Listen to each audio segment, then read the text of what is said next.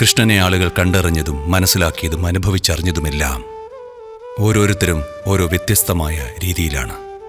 ദുര്യോധനന്റെ വാക്കുകളിൽ അവൻ പുഞ്ചിരിക്കുന്ന തെമ്മാടിയാണ്. അവനെപ്പോലെ മറ്റൊരാളില്ല.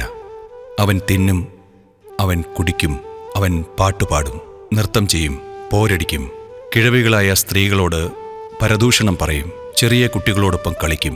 ആര് പറഞ്ഞു അവൻ ദൈവമാണെന്ന്? രാധ പറഞ്ഞു, കൃഷ്ണൻ എന്നോടൊപ്പമുണ്ട്. അവൻ എവിടെയായാലും അവൻ എപ്പോഴും എൻ്റെ കൂടെയുണ്ട്.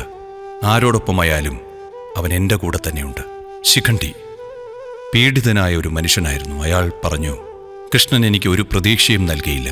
പക്ഷേ അവനൊപ്പമുണ്ടെങ്കിൽ പ്രതീക്ഷയുടെ മന്ദമാരുതൻ എല്ലാവരെയും സ്പർശിക്കും. കൃഷ്ണനെന്ന് നാം വിളിക്കുന്ന ആ അവബോധം, നമ്മളെ അത് സ്പർശിക്കണമെങ്കിൽ ലീലയുണ്ടാകണം. ലീലയെന്നാൽ ഉത്സാഹത്തിൻ്റെയും വിനോദത്തിൻ്റെയും പാതയാണ്.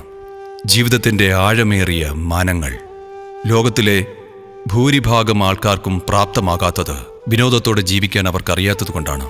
നിങ്ങൾക്ക് വിനോദം നിറഞ്ഞവരാകണമെങ്കിൽ സ്നേഹം നിറഞ്ഞൊരു ഹൃദയം വേണം, സന്തോഷമാർന്ന മനസ്സ് വേണം, പ്രസരിപ്പാർന്ന ശരീരമുണ്ടാകണം, അല്ലെങ്കിൽ ലീലയുണ്ടാകില്ല.